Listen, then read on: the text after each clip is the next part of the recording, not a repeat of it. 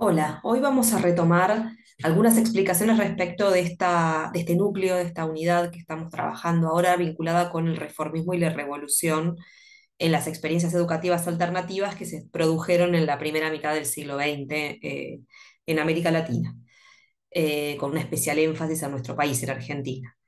En la clase anterior estuvimos trabajando con algunas cuestiones vinculadas con las experiencias revolucionarias de Mariátegui y de Mella.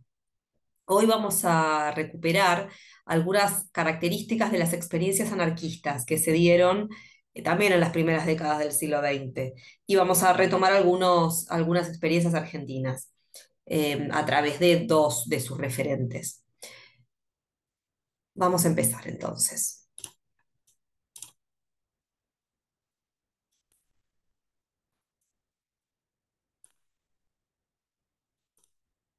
Bueno,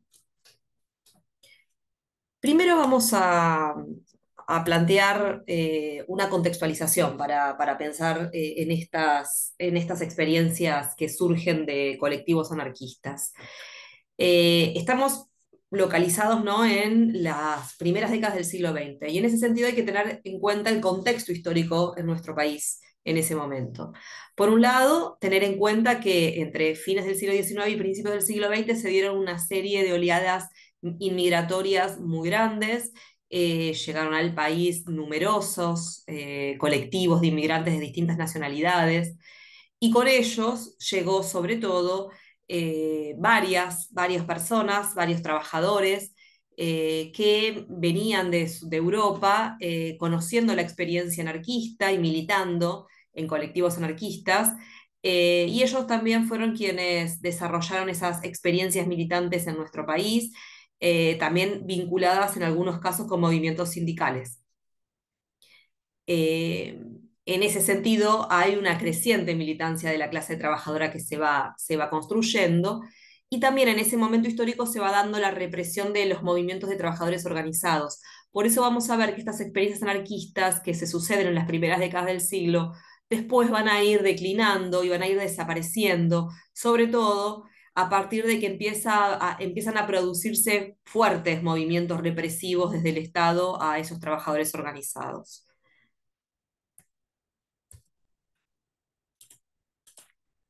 Oh, está un poco, está lento esto, ahí vamos. Bueno, dije hoy que íbamos a presentar a dos grandes referentes de estas experiencias. Bueno, los dos son argentinos. Uno fue Julio Barcos, que falleció en la década del 60, y el otro fue Carlos Vergara, que falleció en la década en 1929. Ambos produjeron estas experiencias en las primeras décadas del siglo XX, como decía hoy, y ambos eran pedagogos. En el caso de Julio Barcos, además, y en el caso también de Carlos Vergara, además, los dos fueron inspectores de escuelas.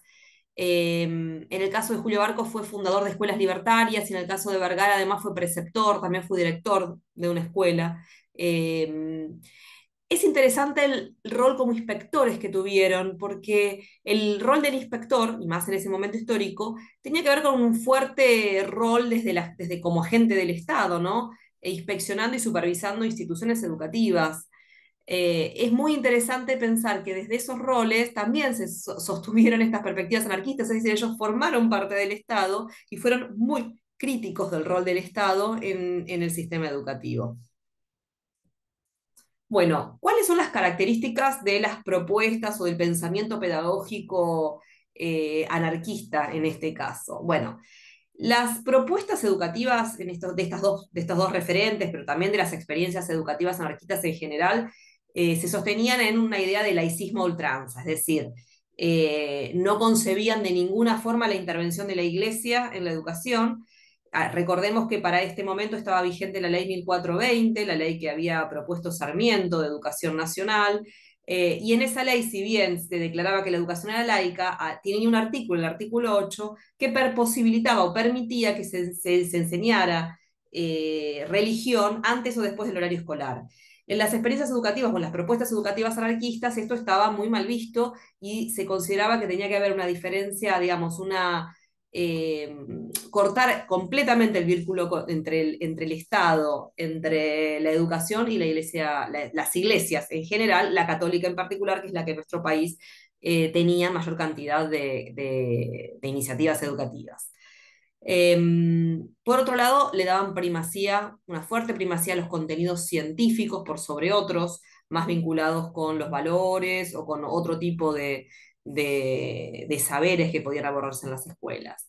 Se le daba una apertura de la escuela al medio ambiente, en este sentido también se puede encontrar el cientificismo, se incluía, digamos, en las propuestas educativas la idea de que las y los estudiantes desde las instituciones educativas pudieran conocer, experimentar o realizar trabajos vinculados con el ambiente, eh, con la naturaleza, que pudieran conocer la naturaleza, estar en la naturaleza, experimentar, ¿no? A partir de su convivencia en la naturaleza. También tenían un respeto por los estudios sobre el desarrollo infantil que empiezan a conocerse en ese momento. En ese momento empieza a aparecer la pediatría como disciplina relevante para entender a los niños y también, también algunas ramas de la psicología, del desarrollo infantil, y ellos incluían esas perspectivas y esas miradas. También creían en la coeducación sexual y social. ¿Qué significa coeducación social y sexual? Pensemos que en ese momento histórico, en muchas escuelas hay una división entre sexos y también una segmentación social. Es decir, no en todas las escuelas convivían grupos de distintos sectores sociales y no convivían distintos grupos sexuales. Me refiero básicamente a varones y mujeres. Había escuelas que eran exclusivamente para varones, no era así en todos los casos, no era así en general en las escuelas públicas, pero sí persistía una mirada respecto de la separación entre los sexos, y en ese sentido había escuelas solo para hombres, escuelas solo para mujeres, fundamentalmente las de orientación religiosa. Los anarquistas creían que todos los sectores sociales y los dos sexos tenían que convivir en las escuelas, no estaban a favor de la segregación o la separación de grupos hacia dentro de las instituciones educativas. Bueno, como dijimos, había una fuerte oposición a la educación gobernada por el Estado y por la Iglesia, y creían en la idea de autogestión, en que las escuelas debían autogestionarse, no debían depender del Estado, sino que debía la propia comunidad educativa gestionarlas. También se oponían a los dogmatismos de los símbolos patrios. Creían que la educación patriótica lo que hacía era formar a un sujeto que terminaba siendo dominado por el Estado y por los gobiernos, y por ende no creían que había que incluir ningún símbolo patriótico en la enseñanza. Y finalmente tenían una concepción de la escuela pública como oligárquica, nacionalista patriótica y religiosa, eso último en algunos casos, no en todos. Hay una pequeña cita de Huergo ahí. Huergo es el texto en el que me estoy basando y el que vamos a trabajar como bibliografía obligatoria, un capítulo de su libro La educación y la vida, destinado a caracterizar estas experiencias educativas anarquistas. Y en ese texto Huergo dice, hablando de estas experiencias, dice que para los anarquistas el Estado es una entidad abstracta que al anular al individuo se apropia de su educación bajo el pretexto de uniformizarla en todo el país para defender el patriotismo. En ese sentido, esa anulación del individuo era inconcebible para los anarquistas, y por ende creían que había que abolir cualquier rezago estatal en la educación. ¿Qué otras características tenían estas experiencias? Bueno, además creían que la educación era el principal elemento de liberación individual y reivindicaban entonces el derecho de todas las personas a acceder a iguales niveles de instrucción y de cultura. Pensaban que debía construirse una sociedad libre e igualitaria, sin privilegios, sin jerarquías, que se opusiera a la sociedad capitalista, porque entendían que la sociedad capitalista establecía divisiones entre personas que son naturalmente iguales, es decir, consideraban que todos los sujetos, todas las personas somos iguales, y la sociedad capitalista en la que vivimos establecía divisiones y jerarquías entre personas que no eran desiguales por naturaleza. Luego, también creían que, como decía hoy, que la educación oficial, la educación estatal, se concebía como una herramienta de dominación y de alienación, que tenía por función someter a las masas de los trabajadores, reproducir las desigualdades sociales, mantener los privilegios de algunos grupos dominantes y garantizar esos privilegios. También valoraban el legado de la ciencia y del arte, ¿no? Incluían saberes científicos y saberes artísticos en sus propuestas educativas. Entonces decíamos que si bien en el ideario se proponía una educación racionalista, no se focalizaba solo en el individuo, sino también en la sociedad. Hay una pregunta que se hace Guardo en el texto, él, recuperando estas experiencias, y él dice, ¿el anarquismo debe sostener una educación centrada en el individuo o centrada en la organización solidaria? eh, Desde esta perspectiva, desde estas experiencias educativas, no se focalizaba solo en la experiencia individual educativa, es decir, no se trataba solo de cómo se está en contra de la organización estatal, sostener que cada individuo debía ser completamente libre, si bien ellos consideraban la libertad absoluta, la necesidad de liberación individual, también consideraban que había que poner mucho foco en la solidaridad de grupo y en ese sentido creían que la educación también tenía que construir una organización, una comunidad que sea solidaria entre sí. Esto porque creían que el núcleo fundamental del educador, el núcleo fundamental de la educación era la comunidad y no el Estado. Bueno, hubo algunas experiencias de escuelas libertarias que se fundaron en el país, sobre todo en Ciudad de Buenos Aires, en el conurbano bonaerense. La primera escuela libertaria argentina fue la Escuela Moderna de Villa Crespo, que existió entre 1888 y 1909. En 1909 hubo una fuerte represión a trabajadores y sindicatos, y eso supuso la finalización de esa experiencia educativa. ¿Cómo consideraban a las escuelas que debían llevarse adelante la gestión de las escuelas libertarias? Bueno, como hoy mencionaba, hoy hablaba de la autogestión. Se creía que las escuelas, o creían que las escuelas debían autogobernarse, es decir, no debían depender del Estado, no debían estar reguladas por un director que respondía a un inspector, que respondía a un ministerio, que respondía a un gobernador, ¿sí? No creían en esa vía de autoridad, sino que creían en la autogestión, en el autogobierno y en los mecanismos asamblearios, es decir, que la misma comunidad educativa, docentes, directivos, estudiantes, autogobernaran las escuelas y a través del mecanismo de asamblea, que las decisiones se tomaran en asambleas. Y además creían en ese sentido que el presupuesto educativo no lo tenía que manejar el Estado, sino que tenía que estar a cargo de esa misma comunidad, a cargo del pueblo que tenía que tomar las decisiones en relación con cómo se utilizaría ese presupuesto. Bueno, ¿cómo concebían los anarquistas al sujeto de la educación, es decir, a los educandos, a los estudiantes? Bueno, para Vergara, el sujeto, a quién estaba destinado el acto educativo, el sujeto de la educación era toda la humanidad, sin distinción de clase, de raza, de sexo o de nacionalidad. Esto es importante porque, como vimos en clases anteriores, en los proyectos pedagógicos hegemónicos que fueron fundando nuestro sistema educativo, se entendía que la educación estaba destinada a todos, pero hemos problematizado qué significaba ese todos. Para Sarmiento, por ejemplo, había algunos colectivos que no estaban incluidos en ese todo. En cambio, para Vergara, el sujeto que debía estar incluido en la educación era toda la humanidad, ¿sí? Sin ningún tipo de distinciones. Barcos, en cambio, tenía una mirada más bien iluminista. También consideraba que todos debían tener acceso a la educación, pero venía de una tradición más iluminista, donde sentía cierto desprecio por las culturas nativas, por las culturas indígenas, y reivindicaba más las tradiciones más europeas vinculadas con la formación, si se quiere, más científica, más estética, más artística, vinculada a lo que se consideró alta cultura, ¿no? Y no cultura popular.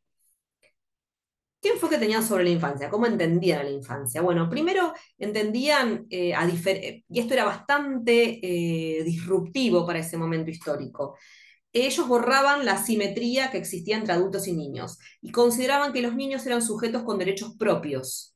Esto es bastante disruptivo porque en ese momento histórico todavía estaba vigente una perspectiva vinculada con lo que se llamó ley de patronato, que rigió nuestro país varias décadas, eh, digamos hasta casi fines del siglo XX, y que planteaba básicamente que los sujetos, los niños no eran sujetos de derechos, sino que iban a ser ciudadanos, no eran ciudadanos en la actualidad, iban a ser ciudadanos en el futuro, cuando sean adultos, y había que formarlos para esa futura ciudadanía.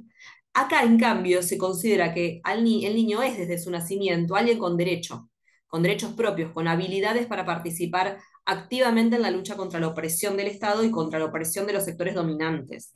Entonces se le daba a la infancia, a la niñez, un estatuto de poder y de igualdad en relación con los adultos. Miremos esta cita de Huergo donde lo expresa así. Él dice, el niño, desde esta perspectiva de los anarquista, el niño era un oprimido sin posibilidad de rebelión, porque la autoridad paternal era total. Este proceso acostumbraba al niño a la obediencia y el respeto a las leyes, la autoridad y las instituciones burguesas en su conjunto, y lo preparaba para la instrucción clasista, patriótica y religiosa que recibiría en la escuela. Luego de esta etapa, el niño pasaba a ser dominado por la escuela pública. Es decir, había una doble dominación, sobre todo de los sectores populares, una dominación de las clases poderosas hacia las clases subalternas y además, en el caso de la niñez, una dominación de los adultos hacia los niños que desde la perspectiva hegemónica no tenían derecho a tomar decisiones propias, y se consideraba que sus padres tenían una autoridad total para decidir sobre sus vidas. Los anarquistas, en estas experiencias educativas, concebían a la niñez desde otro lugar y creían que la educación de la escuela lo que hacía era volver a ejercer autoridad, así como el padre ejercía autoridad sobre el niño, volvían a ejercer autoridad sobre ese niño que pasaba a ser dominado por el padre y por la escuela. Y ellos justamente pretendían desde estas experiencias romper con esta mirada. Para ir finalizando, por esta época va apareciendo también una corriente feminista libertaria vinculada con el anarquismo. Julio Barcos, por ejemplo, recuperó varias ideas del feminismo y desde este lugar planteaban que antes de la revolución social, antes de una revolución que pusiera en igualdad de condiciones a las clases sociales, había que lograr una igualdad de género, porque reconocían las desigualdades de géneros que existían en nuestras sociedades. Y planteaban que la igualdad entre los sexos debía impartirse a través de la educación. Acá está de nuevo la idea que hoy mencionaba de coeducación sexual, es decir, la importancia de que hombres y varones y mujeres, hombres y mujeres convivieran en los mismos espacios, en las mismas instituciones educativas y no estuvieran separados. No obstante esto, Julio Barcos, en su propuesta pedagógica identifica cierta diferenciación de tareas para hombres y mujeres. Es decir, él concibe que la importancia de la coeducación sexual, pero reconoce como algunas reconoce que es necesario, o plantea que es necesario que en la escuela se introduzcan o se enseñen tareas distintas para, en algunos casos, para hombres y mujeres. Bueno, hasta acá llegamos con esta pequeña introducción de estas experiencias educativas anarquistas. Como decía, la bibliografía para trabajar este tema es el texto del capítulo vinculado con estas experiencias del libro La educación y la vida de Jorge Huergo. Así que, bueno, les dejo con la lectura de ese texto y cualquier consulta estamos a disposición. Un abrazo.